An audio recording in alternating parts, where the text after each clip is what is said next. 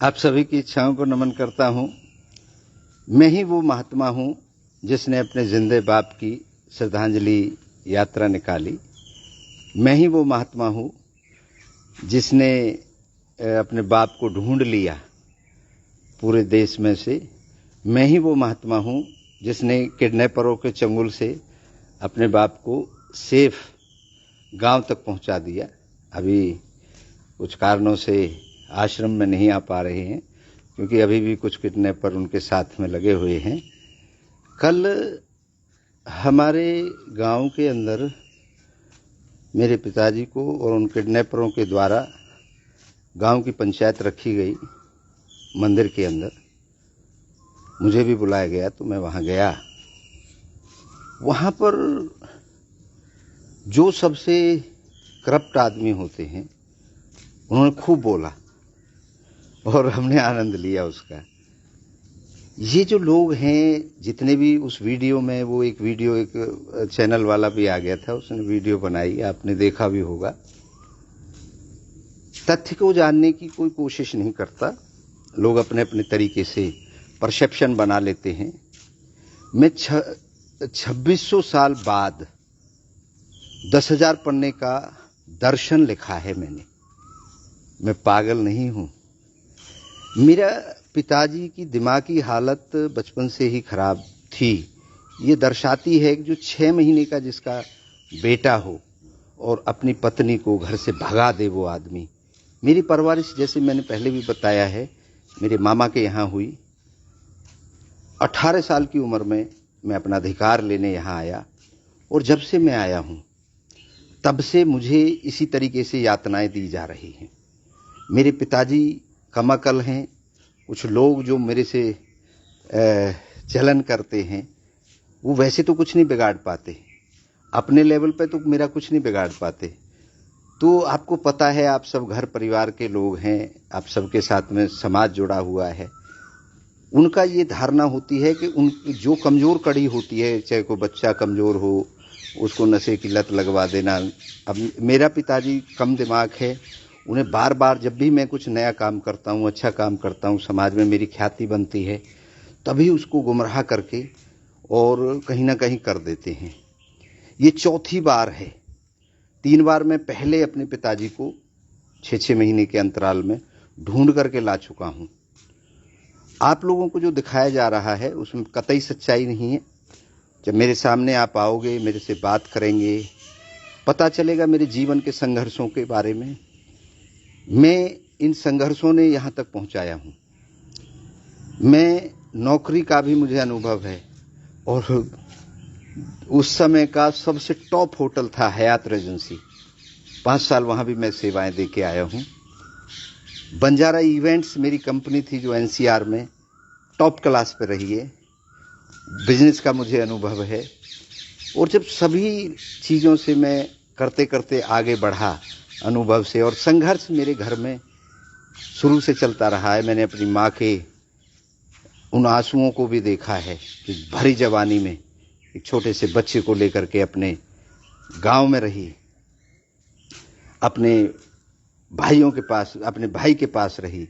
अब गांव में थोड़ी रहती हैं, राजा की बेटी भी नहीं रहती। अपनी ससुराल शादी इसलिए करी जाती है कि वो अपनी ससुराल में जाए, चाहे राजा हो।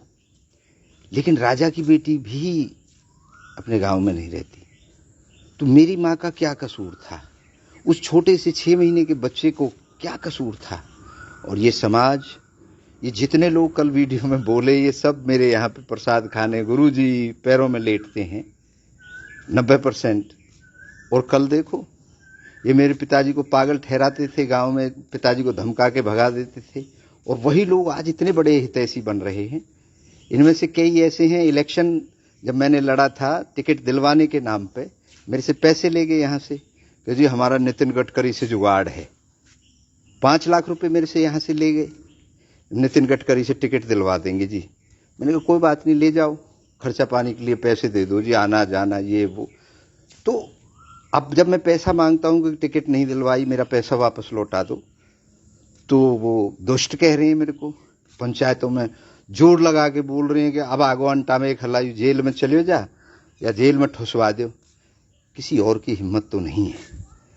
मेरे पिताजी को आधार बनाया जा रहा है। यही लोग किडनैपरों से मिले हुए हैं, इन्हीं लोगों की वजह से। अच्छा, मेरा बाप, मुझे नहीं पता और तुम्हें कैसे पता है मेरा बाप कहां पे है? तो ये बहुत बड़े षड्यंत्र और जांच का विषय रहेगा। पुलिस से हमारी संपर्क चल रहा है, CIA से भी बात हुई है, CID से भी बात हुई है। एक एक दिन का हिसाब पिताजी से मांगा जाएगा कि 10 महीने आप कहां, किस दिन कहां रहे। अभी तो उनसे एक स्क्रिप्ट लिख करके बुलवाया गया है कि मैं तो अलीगढ़ में था। अलीगढ़ में तो मेरा आश्रम भी है, आश्रम में भी ये रह के आए 2-2.5 महीने पहले भी। तो अलीगढ़ में ऐसा घर कौन सा है जो आपको रखा और किस लिए रखा? तो किडनैपर तो ले जा करके कहीं ना कहीं तो रखते ही हैं व्यक्ति को। तो मेरे पिताजी को आप जो भी मेरे बारे में समझें, मैंने बहुत देखा कि कोई ढोंगी लिख रहा है, कोई लोग कह रहे पंचायत में गांव से भगाओ हैं, वो सारी चीजें वो मूर्खों को ये नहीं पता। कोई किसी को कहीं से नहीं भगा सकता। अगर मैं मान लीजिए उनकी नजरों में मैं रावण भी हूं, तो रावण को भी तो नहीं भगा पाया ना कोई। भगवान आए, उतरे और उन्होंने भगा दिया, मार दिया। तो अगर मैं गलत होऊंगा तो परमात्मा है ना, समाज है, कानून है। लेकिन ये जो चंद लोग होते हैं, जो मैंने पहले बताया था, ये समाज नहीं होता। समाज आप सब हैं। आपका बच्चा, आपका बचपन मेरी तरह यातनाओं में गुजरे तो मजबूत हो जाओगे आप। लेकिन यातनाएं जो मुझे दी गई जिस तरीके से, मेरा पूरा जीवन इतने संघर्ष में रहा, तभी मैं आज इतना बड़ा फिलोसोफर बन पाया। 2600 साल बाद, महात्मा बुद्ध के बाद कोई नया दर्शन सनातन धर्म में नहीं आया। और मैंने 10,000 पन्ने इच्छा पूर्ति दर्शन लिखा है, जिसकी लॉन्चिंग बहुत जल्द हो जाएगी। शंकराचार्यों के पास एक कॉपी जाएगी, क्योंकि हमारे 4 शंकराचार्य हैं जो हमारे सनातन धर्म के मुखिया हैं। वो जिस दिन मोहर लगा देंगे, उस दिन के बाद वो जो आपका दर्शन है वो आप सबको पढ़ने को मिलेगा और एक जिंदगी को जीने की एक नया आयाम आपको मिलेगा। आत्मा, परमात्मा, फलाना ढिमका, ये लोगों ने पता नहीं क्या क्या चीजें हमारे दिमाग में ठूस रखी हैं। लेकिन मैंने एक शब्द में सबको समेट दिया है। हर चीज इच्छा पर साबित होती है। आपकी इच्छा सोने की, जगने की, खाने की, पीने की, गाली देने की, लड़ाई करने की, प्यार करने की, ये सब इच्छाएं तो हैं। और इच्छाओं से ही हमारा जीवन शुरू हुआ है। तो जब इच्छाएं सब कुछ हैं, अब ये इच्छा ही तो थी कि बाबा जी अब घेर ले और अब पेल दो, ये समाज की इच्छा थी। बाबा जी की इच्छा थी कि मैं इनकी पिलाई में न आऊं, तो मेरी इच्छा अपने लिए काम कर रही है, उनकी। अब आप देखिए, आपके घर के व्यक्ति को आधार बना करके जब लड़ाई आप नहीं लड़ सकते तो दूसरे के कंधे पे बंदूक रख के चलाते हैं। और दूसरे का कंधा कौन लिया है? मेरे बाप को कंधा, बाप बेटे का ही कंधा बना दिया। क्यों की मैंने ये यात्रा क्यों की? क्यों? 10 महीने से मैं पागलों की तरह अपने पिताजी को ढूंढ रहा था। कम दिमाग है, लोगों के बहकावे में आ जाते हैं। उनके पास में लगभग 1 करोड़ रुपया है। उस करोड़ रुपए को ये सब लोग खाने के चक्कर में हैं। और भाई बाबा जी पैते भी कुछ ऐंठ ले, और बाबा जी ये फंसा देंगे कि या मार के कहीं घेर देंगे, और बाबा जी जेल चले जाओगे। तो ऐसे षड्यंत्र रचते रहते हैं। और ये तो भगवानों के साथ भी षड्यंत्र रचे गए। जिसको पूरा क्रिश्चियन धर्म पूजता है, उनको सूली दे दी गई। तो ये जो योद्धा होते हैं, ये तो समाज में बदलाव के लिए लड़ाई लड़ते रहे हैं। और ये जो दर्शन आ रहा है, ये युग परिवर्तन का काम करेगा। ये आपके सारे आयाम खोल देगा। वसुधैव कुटुंबकम, पूरे विश्व के लिए ये दर्शन काम करेगा। और सनातन धर्म का इतना बड़ा डंका बजेगा दुनिया के अंदर इस दर्शन को आते ही। क्योंकि अब हमारी डिबेट्स चल रही हैं, लोगों से इसके बारे में बातचीत चल रही हैं, हमारे कई प्लेटफॉर्म पे काम चल रहा है। और योजनाएं बनाई जा रही हैं। उनका रिसर्च सेंटर भी यहाँ आएगा गांव में, जो हमने नक्शा भी पहले अपने इस पे फेसबुक पे डाला हुआ है। तो ये सब तरक्की को देख करके, और सबसे बड़ी बात ये है कि पागल का छोरा कर रहा है भाई, उनके ईगो को हर्ट हो रही है भाई। उनका कसूर नहीं है, क्योंकि वो कुछ नहीं कर पाए जीवन में। वो सारे साधन संपन्न होने के बावजूद भी वो लोग अपने आप को नहीं बढ़ा पाए।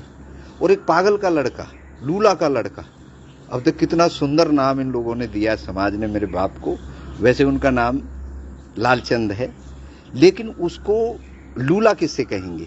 बैक नाम रखा हुआ है लूला, और मैंने लूला शब्द को ताकत बना दिया। ताकत कैसे? ये समाज है, अब लूलाज रख दिया अपने बेटों के नाम जो करे हैं मैंने लीगली। वो हम वैसे नौहवार हैं, नौहवार हटा करके मैंने लूलाज गोत कर दिया है। तो वो मेरी ऑथेंटिकेशन चेक आप कहीं भी कर सकते हैं।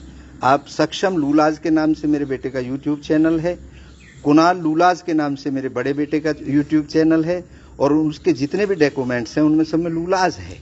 क्योंकि हम जानते हैं जिसको समाज हंसी में रखे, बड़े बड़े फिलोसफर यही करते हैं, वहां भीड़ कम होती है। जिसको समाज हेट की दृष्टि से देखे, आप उसको ताकत बना लो और एक दिन आप डिफरेंट हो जाओगे। तो ये डिफरेंट किया है अपने पिताजी को ढूंढने के लिए, किसी के सेंटिमेंट्स को हेट पहुंचाने की मेरा कोई इरादा नहीं था।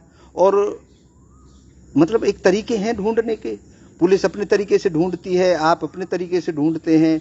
मैंने वो जो पुराना ढर रहा है, पुरानी जो व्यवस्थाएं हैं, गाड़ी लेके डोलना, मंदिरों पे ढूंढना, अब कहाँ ढूंढोगे आप? इतना बड़ा देश है, इतने बड़े देश में एक व्यक्ति जिनके फोन नंबर सब स्विच हो चुके हैं, सब कुछ हो चुका है, किसी का फोन नहीं आ रहा है मेरे पास। मैं जहां कोई बता रहा है, कोई कह रहा है जी चित्रकूट में देखे गए लोग, आपके साथ भी करते हैं ना, वहां देखे गए जी आपके वो फलाने, तो आप वहां भागते हैं। आपको बोला अयोध्या में थे जी, अयोध्या में भागते हैं। बनारस में थे जी, बनारस में भागते हैं। कहां तक भागोगे आप? ये तो इतना बड़ा देश है, 150 करोड़ की लगभग आबादी है, वहां कहां ढूंढोगे? और देखिए इतना 9 महीने 9.5 महीने नहीं ढूंढ पाया, और इस छोटे से इस कार्य ने मेरे पिताजी को लाके खड़ा कर दिया। और रात कल तो पंचायत में भी मुझे उनके दर्शन हुए, मुलाकात हुई, और आपके उसमें भी थाने में भी वो लोग लेके गए मेरे पिताजी को। मेरे खिलाफ मेरे पिताजी को स्क्रिप्ट लिख के दे रखी है कि मुझे मार देगा जी। अगर मारना होता मुझे, मैं आपको कैसे मारूंगा? आपको मारूंगा तो कानून मुझे जेल के अंदर डाल देगा। मैं क्यों जेल जाऊंगा अपने बाप को मार के? अगर मुझे मारना ही है तो मैं अपने दुश्मनों को मारूंगा ना, लेकिन मैं उनको दिमाग से मारूंगा, उनको नींद नहीं आने दूंगा, उनको नींद नहीं आने दूंगा। क्योंकि मैं फिलोसफर हूं, और फिलोसफर शांति से बैठ के सोचता है, शांति से बैठ के प्लानिंग करता है। मैं वो नहीं हूं, मेरी इच्छा अंदर से उठती है। मैं इच्छा पूर्ति दर्शन जब लिख सकता हूं, पूरी इच्छा कहां से आती है, कैसे पूरी होती है। ये लोग तो अभी भीड़ देखी, भीड़ ने हुर्र हुर्र कर दी तो इच्छा तैयार हो गई कि हम भी हुर्र हुर्र करें। ये अंदर की जो इच्छा होती है, मेरी अंदर की इच्छा थी अपने बाप को ढूंढना, पिताजी को ढूंढ दिया। मेरी अंदर की इच्छा थी गांव के जो देवी देवता हैं उन पे दाना चढ़ाना, रोटी चढ़ानी, वो मैंने चढ़ाई। मेरी अंदर की इच्छा थी कि मैं गायों को खाना खिलाऊं, मैं कुत्ते बिल्लियों को खाना खिलाऊं, मैं मछलियों को डालूं। इन्होंने कभी डाला है? अपने घर पे कुत्ता आ जाए तो लठ मारें, क्यों? अपने लिए ही रोटी नहीं है। वो लोग बोले कल पंचायत में, वो बच्चा है हमारा ही है, दया का पात्र है, उसकी शादी भी नहीं हुई, और उसका हाथ भी हमारे यहाँ के जाटवों ने काट दिया था, क्योंकि उसने किसी औरत के साथ बदतमीजी करी थी। वो वहां पे ऐसे पंच बोल रहा है, बन रहा है, और वो समाज बैठ के चुप देख रहा है। हैं? देखिए, एक वो लड़का है बेचारा, दुष्ट कह रहा है मेरे से, हद हो रही है, मेरे से ही पैसे ले जाता है, मेरे यहाँ पे हाजिरी लगाता था, अब उसे मौका मिल गया, ये पैसे मांगते हैं, अब ये जेल चले जाएंगे तो पैसे नहीं। अरे मेरे पीछे बहुत लोग हैं, मेरे भक्त हैं, मेरे बेटे हैं, मेरा परिवार है, मेरे रिश्तेदार हैं। अभी मैंने किसी को भी, मेरे भक्तों के फोन आ रहे हैं, गुरुजी बताओ बताओ। मैंने कहा नहीं बेटा, आप अपने काम पे लगे रहो, मैं अकेला काफी हूं, क्योंकि ये मेरे अपना पर्सनल मामला है, मेरे बाप बेटे का मामला है। ये लड़ेंगे थोड़ी, क्योंकि इनके अंदर ताकत नहीं है। अगर लड़ाई लड़ते तो आमने सामने होकर लड़ो ना मेरे से। भाई मैं लड़ रहा हूं आपसे, महाराज आ जाओ मेरे साथ। अभी किसी ने पीछे दिनों में मेरे से करी थी, उसको उसके अंजाम तक पहुंचाया।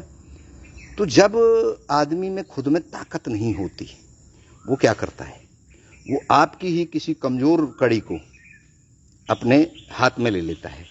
और मेरी सबसे कमजोर जो कड़ी है, मेरी माँ कमजोर नहीं है, क्योंकि वो तो क्रांतिकारी है, वो तो रानी लक्ष्मीबाई है। उसने तो युद्ध लड़के मुझे जवान किया, मुझे अपना हक दिलाने के लिए मुझे ताकत दी, मुझे दूध पिला करके बड़ा किया कि बेटा युद्ध कर। मेरी माँ योद्धा है, और मेरी माँ ने कभी ये नहीं कहा कि बेटा ना लुभक जावे कर ले। वो कहे योद्धा का काम है युद्ध करना, निकल बाहर युद्ध कर, कायर नहीं है तू, क्योंकि मैं शेरनी हूं और शेरनी ने एक शेर को जन्म दिया है। इसलिए बेटा योद्धा, और योद्धाओं की उम्र कम होती है। आपने देखा भगत सिंह और स्वामी विवेकानंद जैसे लोग कम जिए, लेकिन वो जिए तो अमर हो गए। तो मैं भी अमर हो जाऊंगा। मौत से मुझे घबराहट नहीं है, जेल से मुझे घबराहट नहीं है। अगर मैं कानून का सम्मान करता हूं, क्योंकि कानून सर्वोपरि है, और कानून जो मुझे सजा देगा मैं उसको लेने के लिए तैयार हूं। मुझे कतई कोई डर की जरूरत नहीं है। और आप सबको भी, मेरे जो भक्त हैं, मैं उनके लिए ये मैसेज दे रहा हूं, आप घबराइए मत, सब बहुत अच्छा चल रहा है। और सच्चाई को बाहर आने में थोड़ा समय तो लगता है। अभी तो ये झूठे लोग, कल आपने उस वीडियो में एक बहुत वायरल हो रही बता रहे हैं, वो न्यूज़पेपर वाला कोई आ गया था, यूट्यूबर, उसके यहाँ पे जो जिनके बेचारे के शादी नहीं हुई, उस बच्चे की शादी भी नहीं हुई, उस पर भी दया आती है, जो सेक्स शब्द का बड़ा इस्तेमाल कर रहा था। मैं तो कामा सूत्र को गहराई से उस पर रिसर्च किया है। तो मैं तो 15 साल पहले, मेरे तो आश्रम का नाम ही कामा सूत्र समाधान आश्रम था। क्या सेक्स का किसी को मार्गदर्शन करना अपराध है? शराब, अजी शराब भी पीता है, हाँ पीना, शराब पीना, ये गवर्नमेंट इन ठेकों को क्यों खोल के बैठी है? भी मेरी इच्छा है, मैं शराब पीऊं, मैं कुछ भी करूं, मेरी इच्छा है, कानून है, मुझे सजा दे देगा। आप किसने जज बना दिए? जज फैसले ले रहे हैं कि ये दुष्ट है, इसे गांव से भगाओ, इसके साथ ऐसा करो वैसा करो। अरे करो ना, तुम करो, भीड़ से क्यों कह रहे हो? हिम्मत निकल के आओ बाहर और मेरे से हाथ पकड़ो मेरा, और मुझे गांव से बाहर कर दो। भाई जब आप कह रहे हो बस्ती कर रहेगी जी, बस्ती कर रहेगी जी, अरे तो बस्ती मेरी भी तो है मेरे बाबू, बस्ती मेरी भी तो है। मैंने एमपी का इलेक्शन लड़ा, क्या अपराध कर दिया? थाने में जाके कह रहे हैं जी यानो एमपी को इलेक्शन लड़ रहे हो। वो थानेदार साहब ने कहा कि तुम भी लड़ लो। भाई उनके अंदर क्वालिटी है तो वो एमपी का चुनाव लड़ेंगे। और जी यू न्यू कर है, न्यू कर। अरे थानेदार साहब पागल कह रहे महाराज ये आपका पिताजी तो बिल्कुल है। मैंने कहा थानेदार साहब मेरा पिताजी है, मैं इनको बहुत लाड करता हूं। क्यों करता हूं? क्योंकि अगर ये मुझे पैदा नहीं करते तो आज मैं इनके सामने नहीं बैठा होता। तो इनका ऋणी हूं, इसीलिए सेंटिमेंट्स जुड़े हुए हैं। क्योंकि मेरी माँ ने संस्कार मुझे ऐसे दिए कि बेटा तेरे बाप ने कुछ भी किया है, लेकिन पहले तेरा बाप, उसके सम्मान में जिस दिन ठेस आ जाएगी उस दिन मैं तुझे कायर साबित कर दूंगी। तू कायर नहीं है। शरण देते हैं, माफ करना किसका काम है? बड़े दिल वाला कर सकता है। तू बड़े दिल वाला है। जब मैं माफ कर सकती हूं, मेरी जवानी और मेरे जीवन को इसने नरक बना दिया, तो तुझे तो मैंने लग्जरी लाइफ दी है, ऐशो आराम में रखा है, तू तो सेफ रहा है, तुझे क्या दिक्कत है? जब मैं माफ कर रही हूं तो मैं बता तो रहा हूं, मेरे दोनों बेटे आईसीएसई बोर्ड से पढ़े हैं, हॉस्टल में पढ़े हैं, वो पीएचडी कर रहे हैं और एमए कर रखी है, मैनेजमेंट कोर्स कर रखे हैं। वो बच्चे दोनों के दोनों इनकी सेवा में, मेरे माताजी पिताजी। क्योंकि मैंने कह दिया कि बेटा ये नौकरी चाकरी, ये जिंदगी में सब पैसा कमाना, बिजनेस करना पूरा जीवन है, जब तक मेरे माँ बाप बैठे हैं। क्योंकि मैं यहां नहीं रह सकता। मैं संत सुरक्षा मिशन का राष्ट्रीय अध्यक्ष हूं और मुझे संतों की समस्याओं को लेकर के पूरे देश में विदेश में जाना पड़ता है। जब मैंने समाज की जिम्मेदारी ले रखी है तो उससे थोड़ी भागूंगा। मैं उस जिम्मेदारी को निभा रहा हूं और मैं यहाँ पे रह नहीं सकता परमानेंट। तो आप दोनों भाई इधर रहोगे, हमारी महामंडलेश्वर जी हैं वो यहाँ रहेंगी, जब उनको ज़रूरत होगी तो आश्रम पे हो आएंगी। हमारे इच्छा पूर्ति धाम जो खैर में है, क्योंकि वो भी उनके ही चार्ज में दे दिया है हमने, वही हैं उसकी मुखिया। तो बस वो गाड़ी लेके अपना चली जाती हैं, घूम के आ जाती हैं। कभी कभी मुझे जब टाइम मिलता है मैं भी चला जाता हूँ। और ये नए प्रोजेक्ट आ रहे हैं, 10,000 पन्ने लिखे हैं मैंने। इच्छा पूर्ति दर्शन लिखा है। दर्शन आप जानते होंगे, 9 दर्शन है हमारे सनातन धर्म में। जिनको सनातन लिखना नहीं आता वो कह रहे जी सनातन में ऐसो ना है रो। इन बेवकूफ़ों को ये पूछे कोई सनातन है क्या? सनातन लिख दो। मैंने बोला उनको, मैंने कहा भैया सनातन सनातन कर रहे हो आप। सनातन में तो कामसूत्र भी लिखा गया है, सनातन में तो चारवाक दर्शन भी लिखा गया है, सनातन में तो बुद्ध दर्शन भी लिखा गया है। अपनी अपनी फिलॉसफी है, अपना अपना नजरिया है। लेकिन वो जो सनातन लिख नहीं सकते हिंदी में, अनपढ़ आदमी हैं, जिनके घर के हालात अगर आप देख लेंगे, वो सब कुछ वेल टू डू होते हुए गांव के पैसे को खा रहे हैं। भाई गांव के पैसे को कैसे? जैसे मैंने बताया ना, चूस रहे हैं लोगों को कभी उगाई के नाम पे खाते हैं, कभी मंदिरों के नाम पे। और वो जो कह रहा था जी वो कहाँ को महामंडलेश्वर, वो चित्रकूट पीली कोठी वाला, वो आपने सुना होगा। वो गांव के मंदिर का वो बनके और गांव के मंदिर का पैसा खा रहा है। इन लोगों को, मैं अपनी प्रॉपर्टी में रह रहा हूं, मेरी पर्सनल आश्रम है, पर्सनल मेरी जन्मभूमि है। इनकी क्या औकात है? गांव से निकाल दो। अरे जज बन गए भाई, ये जजों को तो रिजाइन दे देना चाहिए। जो तुम ही समाज, तुम समाज हो, तुम तो समाज के नाम पे धब्बे हो। जो किसी की बहन बेटी के साथ बदतमीजी करे, जो किसी गरीब के प्लॉट पे कब्जा करे, वो लोग वहां पे बातें कर रहे थे। जिनके घर में खुद जिनकी शादी नहीं हो रखी, वो लोग वहां पे बोल रहे थे। भाई ये समाज है, बड़ा आनंद आता है। मतलब ये क्या समाज है? समाज हमारा बीमार हो गया है। और जो समझदार लोग हैं वो बोलते नहीं है, जो पढ़े लिखे लोग हैं वो बोलते नहीं है। उस पंचायत में पढ़े लिखे लोग कम से कम 50 लोग बैठे थे। एक आदमी ने एक शब्द ये नहीं कहा कि ये हो क्या रहा है। मेरी कुर्सी मेरे से छीन ली गई, बदतमीजी की गई, लेकिन हम शांत रहे। हम थोड़ी एक्शन लेंगे, हम तो बाद में एक्शन लेंगे। अभी तो आप अटैक करिए, पहले आप अपनी ताकत लगाइए। हमने तो अभी कंप्लेंट तक नहीं दी किसी के खिलाफ। हम पागल थोड़े हैं। बाबर बाबर बाबर बाबर बाबर बाबर बाबर।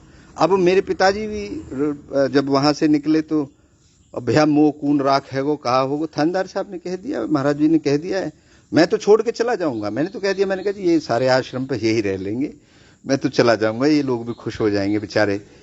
ये कभी जीते नहीं किसी से, ये सब हारे हुए लोग हैं। और हारे हुए लोग मेरे पिताजी को टारगेट बना के कर रहे हैं। तो मेरे पिताजी रहें सेफ, आप सेफ्टी करो गांव। फिर वो बोले जी ना मैं आश्रम में ना, मेरे को तो अलग। मैंने कहा तो मैं 100 गज का प्लॉट दे देता हूं। इधर केस लड़ने के लिए करो, वहां जाके कि भाई केस लड़ने के लिए गांव पैसा इकट्ठा करेगा, ठीक है। उनका 1 करोड़ रुपए का जिक्र नहीं है, क्योंकि उसमें से तो ये लोग खा रहे हैं, उनसे ही पैसा ले रहे हैं, उनसे ही गाड़ियां करवाई कल किराए पे, और थाने में 4 गाड़ियां भर के लेके गए। ये अपने जेब से लगा देंगे। इनके बच्चे बीमार हो जाएं तो ये दूसरे से लिफ्ट लेके उनको लेके जाते हैं। अपनी गाड़ी तो टायर घिस जाएंगे, हैं, वो ये हो जाएगा, वो हो जाएगा। तो ये वो लोग हैं जिनको खाने को चाहिए, जिनको ऐसे अगर कोई इवेंट चलते रहेंगे तो इनको खाने को मिलता रहेगा। तो अब आप भी समाज में रहते हो और आपके आसपास भी यही समाज है। आप खुद आकलन करें। मैं गलत हूं तो मेरे लिए गलत कमेंट करें, मुझे कतई आपसे वो नहीं है। मैं ठीक हूं तो भाई ठीक बात करें, और मेरे से मिलें, मेरे से जानें। एक पक्ष देख रहे हो, वो स्क्रिप्टेड पूरा मेरे बाप का माइंड ब्रेन वॉश करके, क्योंकि जो आदमी हाफ माइंड हो बचपन से, और इनको ये ईगो पे ये चोट लग रही है कुछ लोगों के कि यार वो पागल का लड़का जिसने इतना संघर्ष करके अपनी जमीनें भी ले ली, यहाँ पे लूट ली इन लोगों से। जो मेरे बाप ने, अब कोई भी बाप अपनी प्रॉपर्टी अपने भाई को के नाम कर सकता है क्या? मेरे बाप ने करी। और मैंने उस भाई से वो प्रॉपर्टी वापस ले ली। तो क्यों ना लूं, मेरा अधिकार है, मैं जन्मा हूं, मैंने जन्म लिया है इस घर में, है, मेरा बाप है, मेरे बाप के नाम की जो प्रॉपर्टी है उसमें मेरा ही तो अधिकार होगा। मेरे चाचा का क्या अधिकार होगा, मेरे चाचा के पास मेरे चाचा के हिस्से की है उसमें एक। अब आगो बाबा जी, अब जाके जूस निकाल दें, बाबा जी को जूस तो भाई दिन निकल गो, जा दिन 6 महीनों को इस गांव से भगा दिया गया था। बाबा जी को जूस तो भाई दिन लेकर गो जिस दिन मेरे बाप ने और इन सब लोगों ने मेरे ऊपर 18 साल की उम्र में अटैक किया था। बाबा जी को जूस तो भाई दिन लेकर गो, ये 5-7 गधे आकर के मेरी माँ के साथ में मेरे सामने 18 साल का बच्चा हो और उसके सामने उसकी माँ को उंगली कर दे कोई, तो वो बच्चा क्या करेगा, ईंट दई मैंने उठाया के। अब वो मर गया वो आदमी, उसने मेरी माँ को उंगली टच कर दी थी, मैं 18 साल का था, 4-5 में, और मेरा बाप ही ला रहा है उनको अपने घर में घुसा रहा है वो। क्योंकि पागल जो होते हैं उनकी पत्नियों को पता होगी कि उनके साथ में कितना संघर्ष करना पड़ता है। जो पागल आदमी होता है, जो हाफ माइंड होता है, मेरे पिताजी से आप लोग मिलिए, मैं तो सबको कह रहा हूं मेरे पिताजी का पक्ष सुनिए। वो स्क्रिप्टेड चीजें हैं, 1 2 3 4 शब्द रटवा दिए उनको, अजी मोह तो ही मार देगो, मोह तो ही न्यो कर देगो। अरे मैं पागल हूं, 302 के केस में जेल में चला जाऊंगा, मैं अपने बाप को मारूंगा। लेकिन बजी बाबूजी मोह मारेगो, थानेदार साहब मोह मार देगो, मोह बचा लियो जी। अरे 10 महीने से कहां था भैया, अब पुलिस पे आया है तू 10 महीने बाद, 10 महीने पहले ही आ जाता जब यहां से गया है। ये लोग इसको गुमराह करके, क्योंकि अब आदमी घर में हर समय आश्रम में तो रहेगा नहीं, मंदिर में भी जाएगा, गांव में भी घूमेगा, तो हमारे यहाँ तो आजादी है पूरी, कहीं जाओ कहीं आओ कुछ भी करो। तो तब ये समाज कहाँ था, अगर मैंने अत्याचार किया तो उस समय ये समाज इकट्ठा होकर के पुलिस में जाता। थाना भी उसी जगह है छायसा जहां आज ये लोग पहुंचे हैं, और पहले भी उसी जगह पे था। अब ये थाना कहां से नया पैदा हो गया क्या? अब ये नया पैदा हो गया तो अब उनको बता दो, आप बता ही रहे हो। तो ये सब आप दिमाग लगा करके देते हैं। 10 महीने तक मेरे पिताजी कहाँ रहे, मैं ये जानना चाहता हूं। आज ही ये स्क्रिप्ट लिखी गई है जो बताया गया है कि अब आप, क्योंकि चारों तरफ जब मैंने कह दिया ना कि उनको किडनैपरों का पता लग गया है, तब उन्होंने भी भगा दिया इनको, गवारा हमारे बच्चे फंसेंगे, जहां पे थे उन्होंने भगा दिया। अब करके फिर मेरे रिश्तेदार आए उनको ले करके, मैंने कहा नहीं अभी ऐसे नहीं, समाज के सामने सच्चाई तो आनी चाहिए। मेरे ऊपर ये लोग कह रहे हैं कि मैंने गलत काम किया, जिंदे की श्रद्धांजलि निकाली। मैं पागल हूं क्या जो मैंने दर्शन खड़ा कर दिया? मैं यहाँ पे इतना बड़ा प्रोजेक्ट लेके आ रहा हूँ, रिसर्च सेंटर, यूनिवर्सिटी, कॉलेज, गौशाला, गौ अस्पताल, वो सब प्रोजेक्ट आ रहे हैं मेरे गांव में, मेरे खेतों में आ रहे हैं, मेरे पिताजी के खेतों में आ रहे हैं। इनको यही तो दर्द है, अरे अब ये बिल्डिंगें बना देगा, यहाँ पे ये हो जाएगा, और यार हमारे लिए तो फिर चौकीदार की नौकरी भी हमें नहीं देगा ये, क्योंकि बाहर के लोगों को रखेगा। अरे भैया आप उस चौकीदार लायक बनो ना। मेरे यहाँ पे हर समय लड्डू रखे रहते हैं, जिसको अरे चलो गुरुजी के यहाँ चलें, लड्डू खाया, मैं खा जाओ, परमात्मा ने दे रखा है ना मुझे। इनकी औकात नहीं है ना अपना पेट भरने की भी। मेरे यहाँ पे 10-20 आदमी रोज खाना खा के जाते हैं, रोज चाय पानी पी के जाते हैं। आश्रम होते ही इस आश्रय के लिए हैं। मैं इतनी चप्पलें बांटता हूँ लोगों को, किसी को कोई सामान की जरूरत है, अच्छा ले जाओ भैया। कहाँ से आ गया ये सब? परमात्मा को अगर आप मानते हैं तो परमात्मा ने दे दिया, मेहनत को अगर कर्म को मानते हैं तो कर्म ने दे दिया। मेरी अभी भी कंपनियां चलती हैं, मैं बिजनेस मेरा चल रहा है, बगैर धन के कुछ नहीं होता। मेरा बंजारा इवेंट्स कंपनी है, वो काम कर रही है, वहां से पैसा आता है, मेरे बच्चे काम करते हैं, हम हर आदमी इंडिपेंडेंट है। हमारी महामंडलेश्वर जी हैं, उनकी कंपनी अलग है। हम सब लोग, हमने क्योंकि हमने भूख देखी है, हमने गरीबी देखी है, हमने यातनाएं झेली हैं बचपन से। मैंने बताया था ना, 15 दिन तक मैं जयपुर की सड़कों पे फुटपाथ पर सोया, मैंने 3 व्हीलर चलाया, मैं 15 दिन तक भूखा रहा, वहां से जीवन की शुरुआत करी है। ये चमत्कार नहीं हुआ। मैं सालों 1-1 घंटे सोता था। क्यों? जब उसकी छुट्टी रहती थी दिन वाले की तो एक दिन मिल जाता था, जैसे एक कंपनी में, और होटल की छुट्टी रहती थी, रात की ड्यूटी वहां करता था, तो रात को सो जाता था। एक रात मिल जाती थी, हफ्ते में एक रात और एक दिन सोने को मिल जाते थे। उसके अलावा जो चीजें, 1 घंटा रोज सोता था। और मेरी माँ, उस समय मेरी शादी नहीं हुई थी, उस समय मेरी माँ मेरे साथ रहती थी और मेरी माँ रोती थी कि मेरे बेटे के क्या हाल हो रहा है। एक माँ का दिल देखो, उसका बेटा सो नहीं रहा है, किस लिए? एक माँ, अभी हमारी जरूरत पैसा है और हमें 2 जगह नौकरी करके पैसा कमाना है, और पैसे से ही सब कुछ हुआ। फिर हमने नौकरी के बाद हमारी शादी हुई, फिर हमारे बिटिया हुई सबसे पहले। और जब बिटिया हुई तो मैंने पहली बार, जब बिटिया के होने में लोग रोते थे, तो मैंने खुशी मनाई और बर्फी बांटी थी गांव में, बर्फियां बांटी। जब मेरा बड़ा बेटा हुआ तो पूरे गांव के अंदर विधवाओं को कंबल बांटे गए हैं। छोटा बेटा हुआ तब मैंने शॉल बांटे। यहाँ वृंदावन में जहां भी कोढ़ी कॉलोनी सेक्टर 12 है, ये सॉरी सेक्टर 21B के पास है कोढ़ी कॉलोनी, वहां कोढ़ियों को ये खुशी थी। और हमारे बच्चे भी अपना जन्मदिन जो मनाते हैं वो किसी को बांट करके मनाते हैं। आप लोग क्या करते हो? केक ले लिया, काट लिया, आपने घर घर के ने रोटी खवा दी? नहीं, उनके बारे में सोचो जो भूखा है, जिसको रोटी नहीं मिली। अगर हम एक दिन भी उनकी हेल्प कर पाए तो हमारे दिल को तो सुकून मिलता है भैया। हम तो भूख सहने की हमारे अंदर क्षमता है, शक्ति है। मेरे अंदर तो बहुत ताकत है, जगने की शक्ति है। 7-7 रात, 7-7 दिन मैं बगैर सोए रह सकता हूं। 15-15, 14-14 दिन मैं बगैर खाना खाए, केवल जल से मैंने यात्रा करी 12 दिन। वो 14 दिन यहाँ बदरपुर बॉर्डर से लेके और कोशी बॉर्डर पे गया 2024 में, 14 जनवरी से और 26 जनवरी तक वहां तिरंगा फहराया। मैंने अपने आश्रम के वहां पे 7 दिन तक केवल जल से रह करके 12 कोस की परिक्रमा बनाई। क्यों? क्योंकि मैं किसी के लिए कुछ नहीं कर रहा, मैं अपनी क्षमता को चेक करता हूं। ये लगता होगा, और आज तक मैंने, अगर मैं ढोंगी होता, इतनी मालाएं लटकी रहती, मेरे यहाँ तिलक लगे रहते।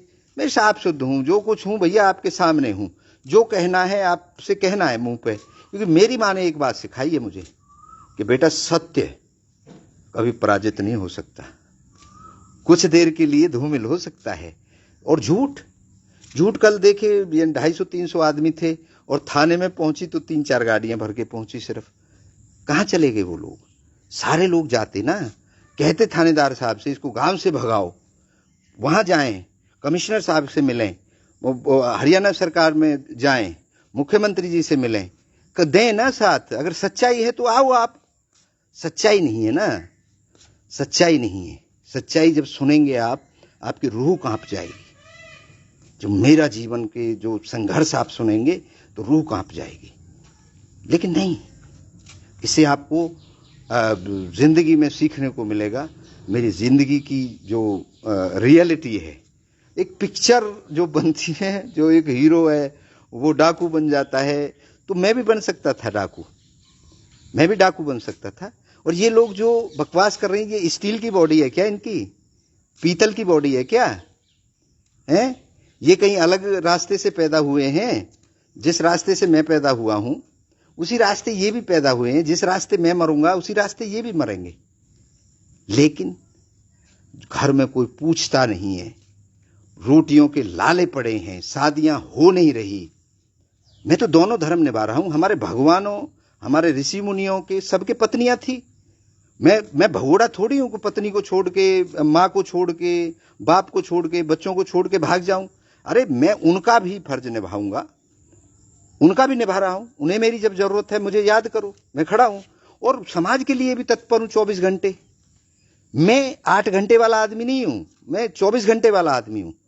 मेरी कैपेसिटी ज्यादा है काम करने की। आपकी कैपेसिटी अगर नहीं है काम करने की तो मैं इसमें क्या कर सकता हूं? अपनी कैपेसिटी को बढ़ाओ।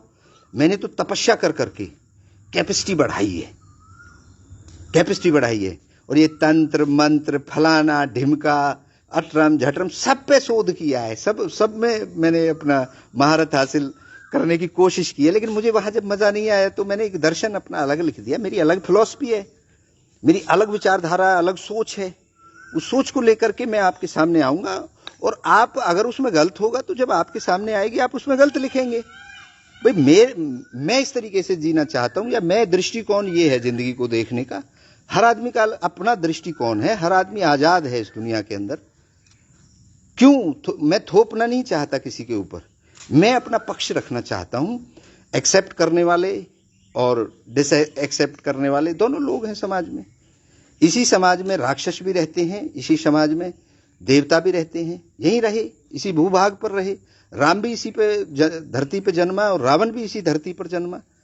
तो ये जो चीजें हैं, ठीक है, अगर कुछ लोगों की दृष्टि में मैं रावण हूं तो रहने दो ना, मुझे क्या फर्क पड़ता है। सरदर्दी उनको होगी, टेंशन उनको होगी कि रावण आपके गांव में रह रहा है। और एक तो सांसद भी है इस बार तो रावण नाम का। तो रावण तो भैया हर दशहरे को भी जलाया जाता है, तो जलाओ, मुझे क्या परवाह है। जलाए जाते हैं, पूजे जाते हैं। तो अब ये आप फैसला कैसे कर सकते हैं कि मेरी मौत के बाद मुझे लोग जलाएंगे, हर मेरी पुण्यतिथि पे या मेरे को याद करेंगे, मेरी मूर्तियां बनवाएंगे। लेकिन आपकी तो नहीं बनने वाली। मैं तो या तो जलाएंगे लोग मुझे अगर मैं बुरा करूंगा समाज के लिए, और या अच्छा करूंगा तो लोग मुझे पूजेंगे। लेकिन आप तो गिनती में ही नहीं हो श्रीमान जी, आप तो भीड़ हो और भेड़ हो। अरे भेड़ से बाहर निकलो। मेरे कोई 4 हाथ पैर नहीं है, मैं स्टील का बॉडी नहीं है मेरी, जो मैं ये सब कर पा रहा हूं। मैं सारे जन्मों के आनंद ले रहा हूं। एक ही जन्म में मैं 2 जीवन जी रहा हूं। पहले वो गृहस्थ जीवन, जो उसके कायदे कानून है उनके हिसाब से जिया, जो पिंडदान करके फिर महात्मा बने। अब महात्मा का आनंद ले रहा हूं, महात्मा का जीवन जी रहा हूं, उसका अनुभव है मेरे पास। चलो फिर आपको एक कहानी सुनाता हूं बाज की। बाज की कहानी यह है कि बाज की उम्र होती है 80 साल, जिसमें 40 साल के बाद बाज के पंख भारी हो जाते हैं, चोंच मुड़ जाती है और पंजे टेढ़े हो जाते हैं, तो वो फ्रेश शिकार नहीं कर सकता। अब उसके पास 2 ऑप्शन होते हैं, या तो वो मुर्दे खाए, क्योंकि शिकार चोंच पहनी नहीं है, पंख ज्यादा ऊंचा उड़ नहीं सकता और अपने पंजे कैच नहीं कर सकते उसको। तो फिर उसके पास 2 ऑप्शन होते हैं, या तो वो नए उनको हथियार पैदा करे, उसका प्रोसेस 6 महीने का है और दर्द, यातनाएं, परेशानी उनके साथ झेलना पड़ेगा, और या फिर अगले 40 साल वो मुर्दे खा करके जिंदा रहे। लेकिन जिनके अंदर ताकत होती है, जिनकी इच्छा प्रबल होती है, वो दूसरा रास्ता चुनते हैं। वो सबसे पहले तो अपनी पत्थर में सबसे ऊंचे पहाड़ पर जाके बैठ जाते हैं और पत्थर में चोंच मार मार के तोड़ देते हैं। 2 महीने में उनकी चोंच आ जाती है। उसके बाद उस चोंच से पंख उखाड़ देते हैं, पूरे पुराने पंखों को। फिर 2 महीने में नए पंख आ जाते हैं, और फिर अपने पैरों को पत्थर में मार मार के वो जो नाखून मुड़ जाते हैं उनको तोड़ देते हैं। 2 महीने में नए नाखून आ जाते हैं। इस 6 महीने में ना तो वो खाता है, जो खाएगा कहाँ से, ना पीता है, ना शिकार करता है। धूप, बारिश, दूसरा कोई भी बड़ा जानवर उस पर हमला भी करके उसको खा भी सकता है, लेकिन वो रास्ता चुनता है, उसे कोई मजबूर नहीं करता। मैंने समाज सेवा का रास्ता खुद चुना है, मुझे किसी ने भगोड़ा नहीं हूं। मुझे घर में रोटी नहीं मिली, मैं घर छोड़ के भाग गया। मैंने खुद चुना है कि मैंने बिजनेस भी किया, अब मैं समाज की भलाई करना चाहता हूं। तो ये मेरे चुने हुए रास्ते हैं सारे। मेरे पिताजी को ढूंढने का भी मेरा मकसद जो था, मेरा चुना हुआ है, मुझे किसी ने बताया नहीं, क्योंकि मेरी अंदर से इच्छा होती है कि यार पिताजी आने चाहिए, बहुत हो गया, बहुत ढूंढ लिए, अब तरीका थोड़ा बदला जाए। तो खैर काफी लंबी बात हो गई। आप अपनी राय जरूर भेजें। आप हमें प्यार कर रहे हैं, लाड कर रहे हैं, हमारा सहयोग दे रहे हैं, क्योंकि समझदार आदमी है इस सच्चाई का। देखो, जो समझदार है, जो सच्चाई के साथ है, वो सच्चाई की बात लिखेगा, और जो बेवकूफ है, वो बेवकूफों की भी कमी नहीं है। जैसे कल पंचायत में आपने वो वीडियो काफी लोगों ने देखा है, उसमें जो लोग बक बक बक बक कर रहे थे, और हम तो शांत रह के अपनी जो बातें थी जो उन्होंने आरोप लगाए हमने सबको मान लिया, हाँ हम ऐसा करते हैं, बताइए इसके बाद क्या? भाई हमने डिफेंड नहीं किया सॉरी, हम जब डिफेंड करेंगे तो हम डिफेंड, तुम तो साधारण आदमी हो ना, साधारण आदमी से डिफेंड थोड़ी किया जाता है, उन पे तो दया की जाती है। तो हम तो दयावान हैं, हम तो माफ कर देते हैं इनको भी, ये भी इनकी जगह भी चरणों में है हमारे में।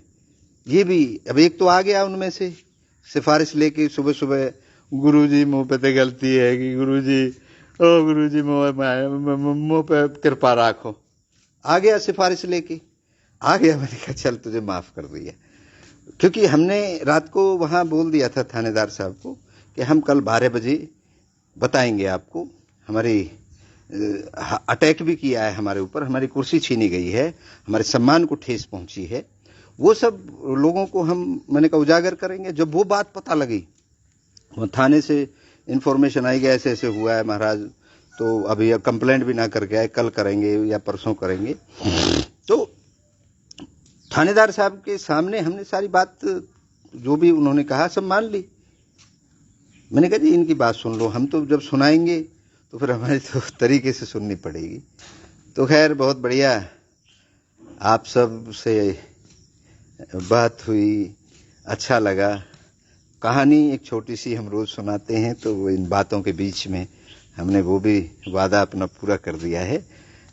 एंजॉय करें, खुश रहें, आप सबकी इच्छा पूर्ण हो, अपनी इच्छा, बाहर की इच्छा नहीं, बाहर की तो भीड़ के हिसाब से बदलती रहती हैं।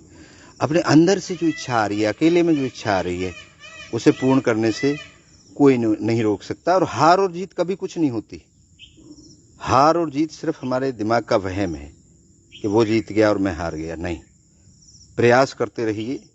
ये हार जीत तो खेल है जीवन का।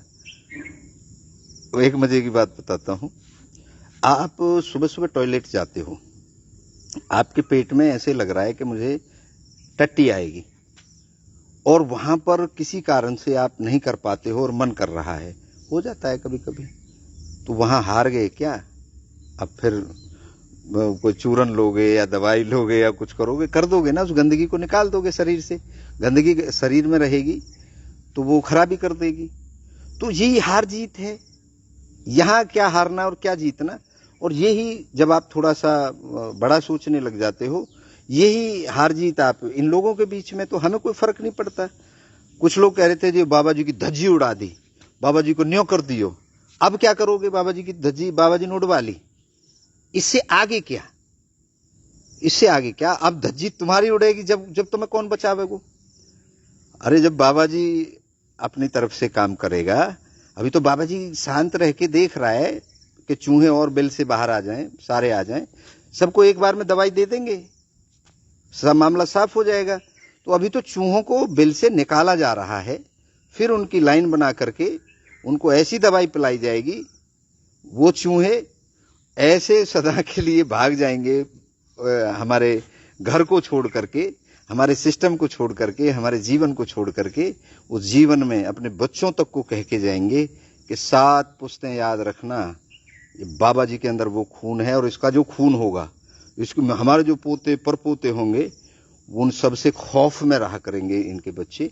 वो चीजें इनको वो वहां तक इनको छोड़ के आएंगे, सजा नहीं, उनको वहां तक छोड़ के आएंगे, इनको इनकी औकात तक पहुंचा के आएंगे। मेरे बाप बेटे का मामला है, मेरे बाप बेटे का मामला है, ये बचा लेंगे मेरे बाप को। और मैं बेवकूफ हूं, अपने बाप को क्यों मारूंगा? अरे मैं तो अपने बाप की सेवा कर रहा हूं, मैंने अपने बच्चों को लगा रखा है, माँ बाप की सेवा करो मेरे की। बड़ाई तभी तो होगी मेरी कि भैया बाप ने इतना बुरा किया इसकी जिंदगी में, इसके साथ, इसकी माँ के साथ, और उसके बाद भी ये आदमी सेवा करा रहा है। मेरी माँ बाप की कुटिया अगर पूरा इलाका में घूम लो, कोई एक बुजुर्ग को ऐसा दे रखा हो, सारी फैसिलिटी उसके अंदर है, अटैच लेटरिन बाथरूम है, बिल्कुल अष्टकोण कुटिया बनाई है स्पेशल, है माँ बाप के लिए, भजन करने के लिए, वो कूलर पंखा जो भी उनकी जरूरत है, एसी नहीं, एसी में तो हमें दिक्कत होती, तो एसी ऊपर वाली कुटिया में, उनकी कुटिया में लगा दिया, एसी भी लगा दिया, कूलर भी लगा दिया, पंखा भी लगा दिया, टेलीविजन भी, जो उनकी जरूरतें हैं जो एक आदमी को जीवन जीने के लिए चाहिए, मम्मी पापा उसमें रहते हैं। अब इन लोगों के तो उसारे में पड़े हैं जी। अब दिक्कत ना होगी कि यार लूला ने तो यार इतना दुख दिया, इतनी परेशानी। दिक्कत मेरे से नहीं है, मेरे पिताजी से भी दिक्कत है। और यार लूला ने तो भैया इतना दुख दिया और इतने ये हुए, और फिर भी आकर नहीं हो बहन मौज आ रही है।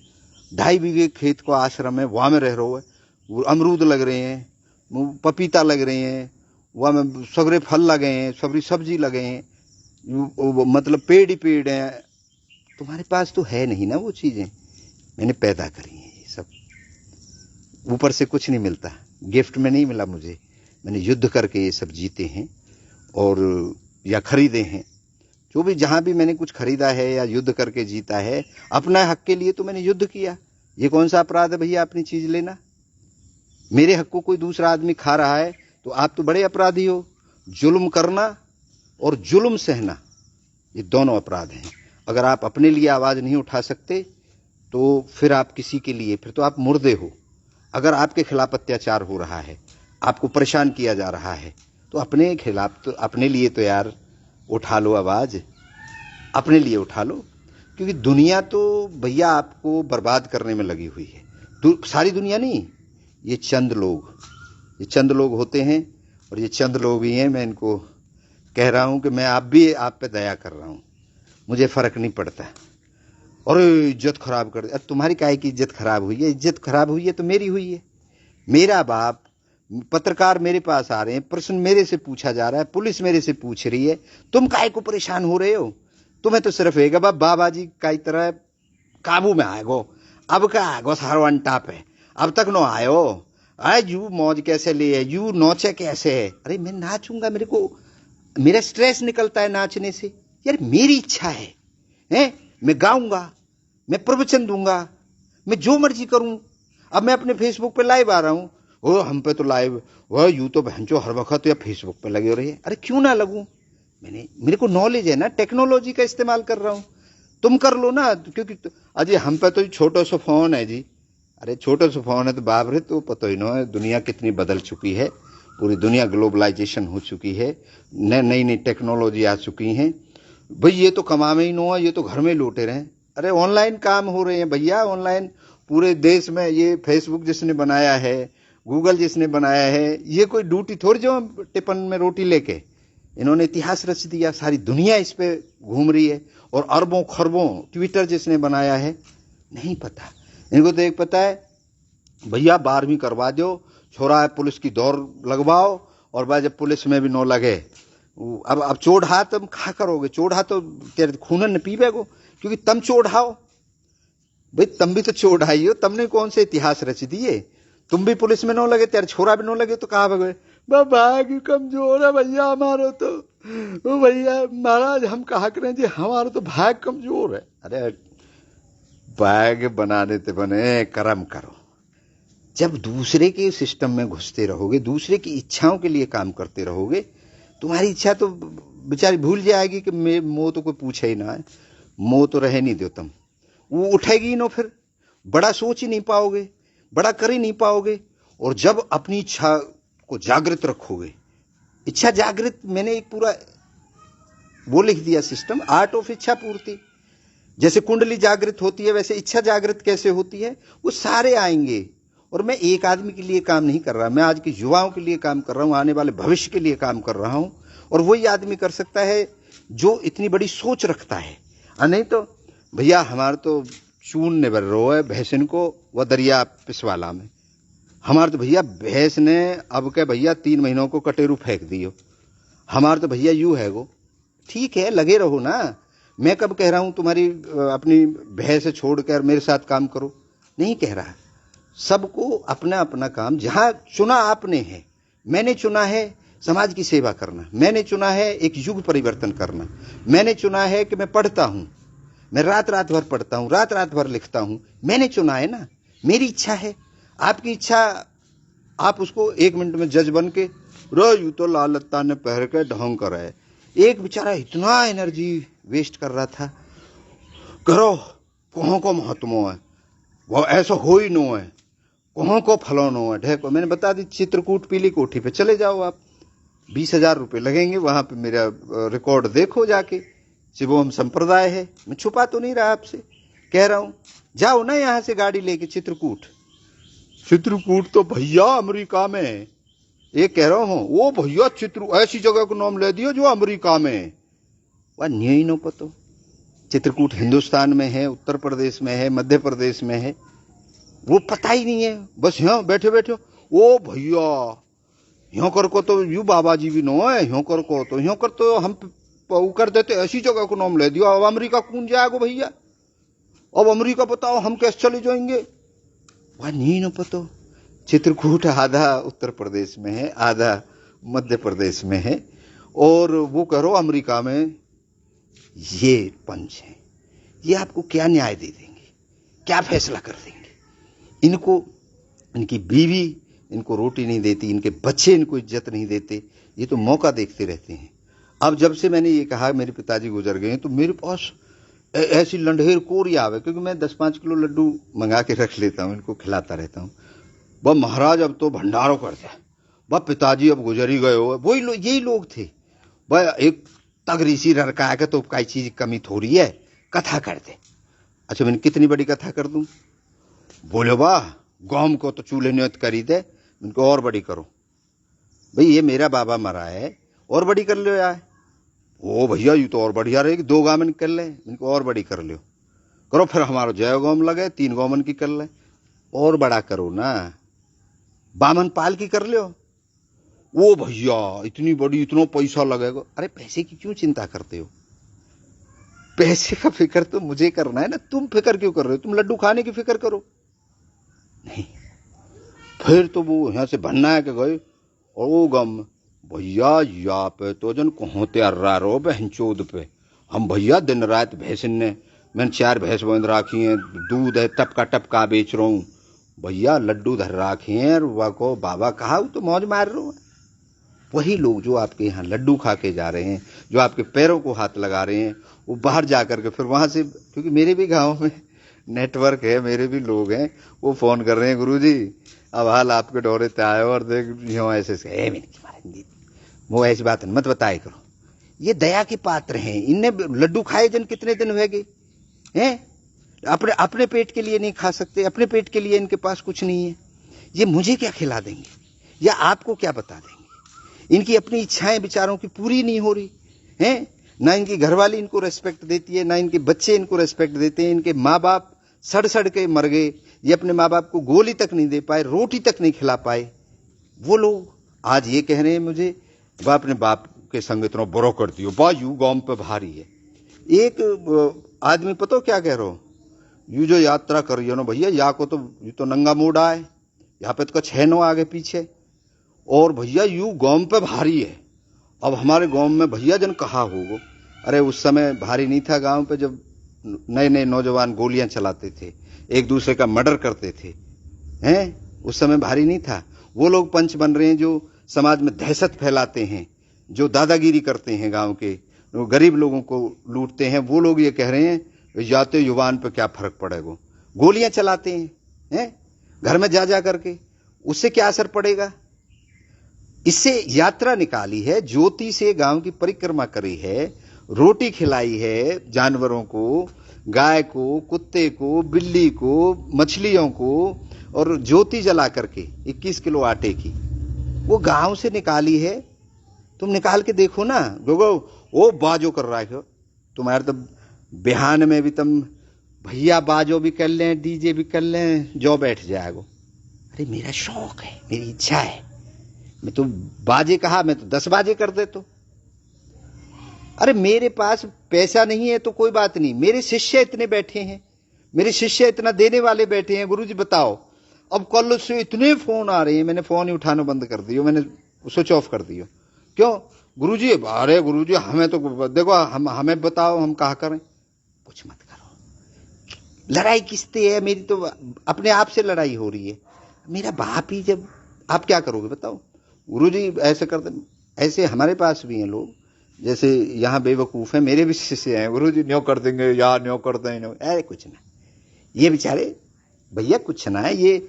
अब आज फिर थानेदार ने, मैंने कहा थानेदार साहब कल बुलाओ पिताजी को, आज फिर बुलाया। आज देखता हूं 3 गाड़ी भर के चली जाए तो आज आज आज पता चलेगा जब थाने जाएंगे कितने लोग जाते हैं। 300 लोगों में से 10 लोग गए, 10-12 लोग गए। 10-12 में से 3-4 तो पीछे के खिसक गए, 6-7 ही वहां बात करने के लिए अंदर थानेदार साहब के पास गए। हिम्मत ही नहीं है, आंख से आंख मिला ही नहीं सकते। मैं जिसकी तरफ ऐसे आंख घुमा के देख लेता था वही हवा निकल जाई। बोलते ना वहां पे थानेदार साहब के सामने, बोलते अत्याचार को। गए मेरे पिताजी को, आज ही तो धरती दिवा देंगे, आज ही तो न्याय दिला देंगे, आज ही आप फांसी लगवा देंगे। ये मेरे पिताजी को बताया कि इसको फांसी लगा देंगे और तू ये कह दे। वो कह रहा है मेरे या कि बालक मारे मुंह है, या कि बीरबानी मारे मुंह है, मेरी घरवाली मारे मुंह है, यूं मारे। तो मैंने कि सबके खिलाफ कर दे कंप्लेंट, पुलिस में बैठा है, सबके खिलाफ कंप्लेंट करो ना भाई। मैं कह रहा हूं ना, मेरी पत्नी मारती है, उसके खिलाफ कंप्लेंट कर दो। मेरे बेटे मारते हैं, मेरे बेटे जो ICSE बोर्ड से पढ़े हैं वो मारेंगे अपने दादा को, हैं? लेकिन कम दिमाग है और मैं इसकी सजा भुगत रहा हूं, आप भी कोई ना कोई भुगत रहा होगा। अरे फलाने को सारा चौधरी बने, लूला को चौधरी बन रो है, ईगो को हर्ट हो रहा है। बाकी कोई लड़ाई नहीं है, लेकिन ये दया के, ये इनको दया कर रहा हूं, क्योंकि संतों का काम होता है, तपस्वियों का काम होता है इन लोगों को माफ करना। मैं तो माफ कर देता हूं सबको। जब मैंने अपने बाप का इतना बड़ा यातनाएं माफ कर दी, और मेरी माँ ने एक चीज कह दी कि जो माफ कर देता है ना वो सबसे बड़ा होता है, वही जीत होती है। तो बेटा माफ करता चला जा और अपने रास्ते पे आगे बढ़ता चला जा।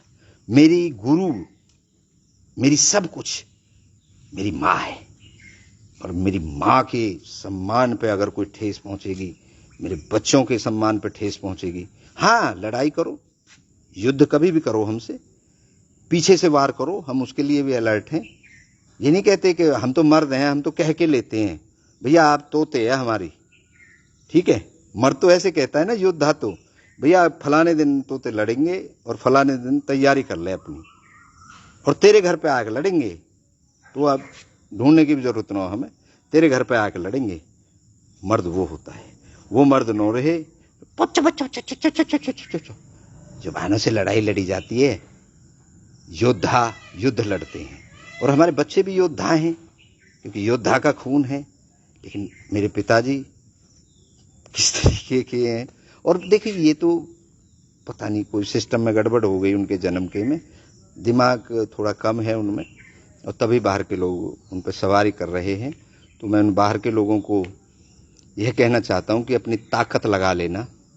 जितनी आपकी माँ ने दूध पियाया हुआ है, मेरी माँ ने तो 14 साल तक मैंने अपनी माँ का दूध पिया है, और तुम तो 14 साल में 6-7 बालक फेंके होंगे, तेरे हिस्सा में थोड़ा थोड़ा दूध आया हुआ है। मैंने 14 साल तक दूध पिया है अपनी माँ का। 8वीं क्लास में पढ़ता था तब तक अपनी माँ का दूध पीता था।